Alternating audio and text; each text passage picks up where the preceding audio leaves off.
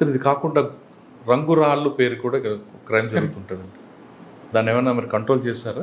రంగురాళ్ళు అంటే మనకి ఇక్కడ చూస్తే సంగాడ అట్లాంటి కొన్ని విలేజెస్ ఉన్నాయి. ట్రెడిషనల్గా కూడా అదొక లైవ్లీహుడ్ కింద వాళ్ళు అలవాటు పడున్నారు. వర్షాలు పడినప్పుడు వెళ్ళి తవ్వడం. ఐ థింక్ 2015, 2016 కొన్ని యాక్సిడెంట్స్ కూడా జరిగాయి. ఆ తవ్వడం వల్ల బర్రో హోల్స్ అంటారు, లోపలికి వెళ్ళిపోయి తవ్వుకుంటే వర్షంతో కూలిపోవడం, చనిపోవడం అట్లాంటి ఇన్సిడెంట్స్ జరిగాయి. మెయిన్లీ మనం ఏం టార్గెట్ చేస్తున్నామంటే ఒకటి అవేర్నెస్. ఇలా చేస్తే మీ మీద cases actually that law is not very strong for that. చిన్న థెఫ్ట్ కింద కేసు పెడతాము, ఒక మైనర్ మినరల్స్ యాక్ట్, అది ఎంత స్ట్రాంగ్ ఉండదు, రిమాండ్ పెట్టేంత స్ట్రెంగ్త్ ఉండదు. సో ఎన్ఫోర్స్మెంట్ వైజ్ మనం పబ్లిక్ ప్రాపర్టీ డ్యామేజ్ కూడా పెట్టచ్చు కదా, పబ్లిక్ ప్రాపర్టీ కదా, పబ్లిక్ ప్రాపర్టీ పెడతాము, ఫారెస్ట్ యాక్ట్స్ కూడా అప్లికబుల్ చేస్తాము. But still that is not a very strong law. 7 years beyond ఉండదు వాళ్ళకి. అదొక ఇష్యూ ఉంది. సో మనం ఏం చేస్తున్నామంటే డ్రోన్ లాంటివి పంపించడము, అవి వెంటనే ఎక్కడైతే తవ్వకాలు స్టార్ట్ అవ్వడమో ఇమీడియట్లీ పోలీస్ బైండ్ ఓవర్స్ చేయడము, అలాంటి ఒక డిటరెన్స్ చేస్తున్నాము. And primary responsibility is on forest. ఆ ఫారెస్ట్ వాళ్ళని ఎడ్యుకేట్ చేయడము, వాళ్ళకి అవసరమైనప్పుడు మనం సపోర్ట్ ప్రొవైడ్ చేయడము. తర్వాత ఆ ఊర్లలో కొన్ని ప్రాబ్లమ్స్ ఉన్నాయి, రోడ్స్ కావచ్చు, తర్వాత వాళ్ళకి అవేర్నెస్ కావచ్చు. తర్వాత main villagers or labourers, Narsipatnam నుంచి కింద నుంచి కొన్ని ప్లెయిన్ ఏరియాస్ నుంచి ఆ మార్కెటీర్స్ ఎవరు ఉన్నారో వాళ్ళని టార్గెట్ చేయడం. ప్రాబ్లం అంతా కూడా చింతపల్లికి ట్రైబల్స్ కన్నా నాన్ ట్రైబల్స్తో ఎక్కువ ఇష్యూస్ వస్తుంటాయి. అట్లానే చెప్పలేము. There are several good things also that non tribals brought to this area. There is a good mix. చెడ్డవాడు అన్నవాడు దీంట్లోనూ ఉన్నాడు, దాంట్లో వాళ్ళు వచ్చి వీళ్ళని పొల్యూట్ చేయడం వల్ల కొన్ని మారుతుంటాయి కదా. బేసికలీ ససెప్టబుల్ అంత అవేర్నెస్ ఉండదు కాబట్టి ఎవరైనా తెలివైన వాడు మోసం చేయాలనే ఉద్దేశం ఉంటే ఖచ్చితంగా మోసం చేస్తారు. దాని నుంచి ఈ బిట్ కాయిన్ స్కామ్స్ అవ్వచ్చు, లేకపోతే రంగురాళ్ళ ద్వారా కావచ్చు. ఈవెన్ మన గాంజా తీసుకున్నా కూడా ఏదో 10,000, 20,000 ఆశ చూపించి వాడి చేత సరుకు మోయిస్తారు. తర్వాత పట్టుబడితే వాడికి జైలుకి 2 lakhs, 3 lakhs బెయిల్కి ఖర్చు అయిపోతుంది. అందువల్ల మనం నీళ్ళ జడత లాంటి విలేజ్లో కూడా ఒకరు ఆత్మహత్య చేసుకోవడం కూడా జరిగింది. తర్వాత మనం పోలీస్ తరఫున ఆ ఫ్యామిలీని కొంచెం అడాప్ట్ చేసుకోవడము, వాళ్ళకి కుట్టు మిషన్స్ అట్లాంటివి ఏర్పాటు చేయడము, అట్లాంటివి కూడా మనం చేస్తున్నాము. ఈ ట్రైబల్స్ నాన్ ట్రైబల్స్ కూడా ఒక ఐడియల్ మిక్స్ ఏమవుతుందంటే కొంతమంది మంచి మంచి టెక్నిక్స్ ఇంట్రొడ్యూస్ చేస్తున్నారు. ఫర్ ఎగ్జాంపుల్ స్ట్రాబెర్రీ కల్టివేషన్ లేదు ఇంతకుముందు, they brought that strawberry cultivation. కొంతమంది సేవ చేసే వాళ్ళు కూడా ఉన్నారు. ఈ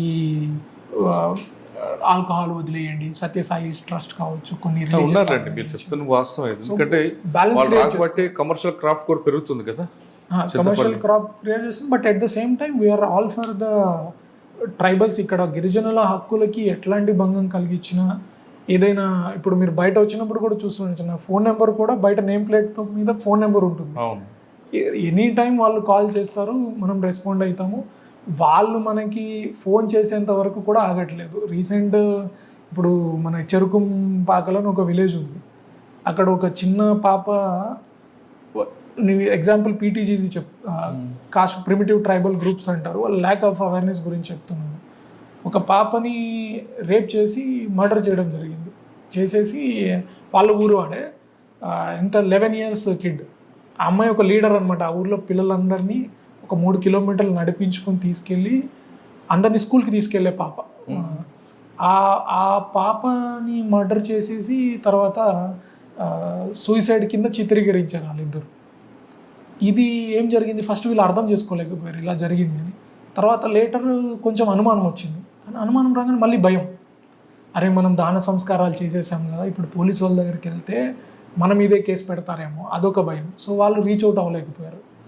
అది కూడా పోలీసు ఇంటెలిజెన్స్ తోటి మనం గ్యాదర్ చేసుకొని వాళ్ళకి నచ్చ చెప్పుకొని, మీరు భయపడాల్సిన అవసరం లేదు, తెలియక తప్పు చేశారు, వాళ్ళ దగ్గర కంప్లైంట్ తీసుకొని మళ్ళీ సేమ్ ఆ బాడీని ఎగ్జిబిట్ చేయడము, తర్వాత ఆ చిన్న పిల్లల దగ్గర నుంచి ఎవిడెన్స్ కలెక్ట్ చేయడం. వాళ్ళకు కూడా చాలా భయం ఉంటుంది, చెప్తే మాకేమవుతుందో. So that proactive role police are playing. ఇప్పుడు మీరు చెప్తున్న ఎవరైతే ట్రైబల్ ఇన్ఫ్లుయెన్సర్స్ అని చెప్తున్నారో, ప్రతి షాండీకి పోలీసు వెళ్తారు. అక్కడికి వెళ్ళినప్పుడల్లా వాళ్ళని ఇదే అడుగుతారు, మీకేం సమస్యలు ఉన్నాయి, నెక్స్ట్ మీ ఊర్లో ఏదైనా అన్యాయం జరుగుతుందా, ఎవరైనా ఈ అపరాలు వడ్డీ వ్యాపారులు ఎవరైనా బెదిరించడం లాంటివి చేస్తున్నారా, తర్వాత ఏదైనా దొంగగా అమ్ముతున్నారా, అంటే ఇది మీకు సెల్ ఫోన్ ఇస్తామా, అలాంటి ఇన్ఫర్మేషన్ అంతా కలెక్ట్ చేయడం వల్లే మనము ఆ ఫేక్ నక్సలైట్ గ్యాంగ్ని పట్టుకోవడం కావచ్చు. ఈ బిట్ కాయిన్ గురించి చాలామందికి కేసెస్ పెట్టి కొంతమంది దగ్గర రికవరీ చేయించడం జరిగింది. తర్వాత ఈ ప్రొయాక్టివ్ పోలీసింగ్ అక్కడ మనం చేస్తాం, we are only reaching out to them. వాళ్ళు మన దగ్గర వచ్చి చెప్పరు జనరల్లీ, ఎస్పెషల్లీ ఎవరైతే మోస్ట్ డిజర్వింగ్ ఉంటారో వాళ్ళు అంత దూరం రాలేరు, కాబట్టి వాళ్ళ దగ్గరికి మనం రీచ్ అవుట్ అవుతున్నాం.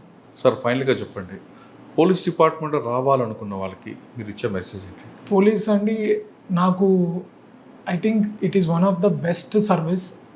చాలా మంచి సేవ చేయాలనుకున్న వాళ్ళకి ఫస్ట్ రెస్పాండర్, ప్రతి అత్యంత కష్టంలో ఉన్న వాళ్ళే మీ దగ్గరకు వస్తారు. మా నాన్న కూడా ఒకప్పుడు చెప్పేవాడు నాకు, నేను ఎప్పుడు పోలీస్ స్టేషన్కి వెళ్ళలేదు అని. కానీ పోలీస్ స్టేషన్కి వెళ్తున్నారు అంటే మనం మిడిల్ క్లాస్ మైండ్ సెట్ కావచ్చు, పేదవాళ్ళు కావచ్చు, ఎంతో కష్టం, ఇంకా ఆ కష్టాన్ని భరించలేనప్పుడే మనం పోలీస్ గడప తొక్కుతారు. వాళ్ళ ల్యాండ్ ఎవరైనా కబ్జా చేయొచ్చు, లేకపోతే వాళ్ళకి అన్యాయంగా చిన్న చిన్న హిట్ అండ్ రన్ కేసు, వాళ్ళని గుద్ది యాక్సిడెంట్ చేస్తే ఒక కుటుంబం మొత్తం ఛిద్రం అయిపోతుంది. అంటే చిన్న చిన్న హిట్ అండ్ మన స్మాల్ యాక్సిడెంట్ దగ్గర నుంచి పెద్ద పెద్ద మర్డర్స్ వరకు ఒక కామన్ మ్యాన్కి నేను నీతి నిజాయితీతో బతికితే నాకు ప్రశాంతంగా బతకచ్చు అన్న ఒక స్వాంతన మన పోలీస్ డిపార్ట్మెంట్ ద్వారానే మనము ఇవ్వగలం. అట్లాంటి అతి కష్టంలో ఉన్న వాళ్ళకి ఆదుకునేంత సాటిస్ఫాక్షన్ ఇమీడియట్గా మీకు కళ్ళల్లో కనపడుతుంది. ఇప్పుడు ఒక పేరెంట్ రాగానే వాళ్ళ పాప మిస్సింగ్ అయిపోయింది, ఇమీడియట్లీ పోలీస్ మిషనరీ అంతా యాక్టివేట్ అయ్యి వాళ్ళ పాపను వాళ్ళ దగ్గరికి చేరిస్తున్న ఆనందము ఇంకా వేరే ఎక్కడా ఉండదు.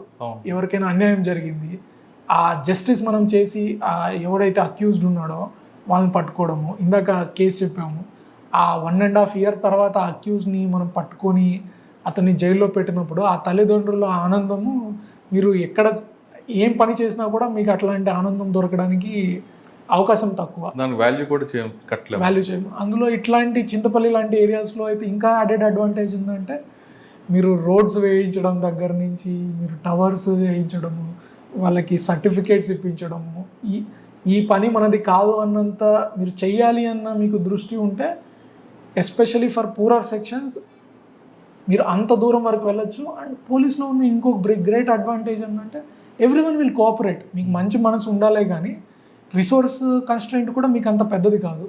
అక్కడ ఉన్న కాంట్రాక్టర్స్ మీకు హెల్ప్ చేస్తారు, వాళ్ళకి చిన్న రోడ్డు కావాలి కొంచెం జేసీబీ పంపించండి, more than willingly they will help when ever we ask for public. ఈ స్కూల్ అడ్మిషన్స్ కావచ్చు, చాలామందిని మనం స్కూల్ అడ్మిషన్స్ చేయించడం జరిగింది. ఇక్కడ మాకు టాటా ఐఫోన్ ఫ్యాక్టరీ ఒకటి బెంగళూరులో ఉంది. ఇట్లా మాకు గిరిజనులకి చాలామంది చదువుతున్నారు కానీ చదివాక నెక్స్ట్ ఏం చేయాలో వాళ్ళకి అర్థం కావట్లేదు, చదివి ఏం ఉపయోగం అన్న క్వశ్చన్ ఉండేది వాళ్ళల్లో.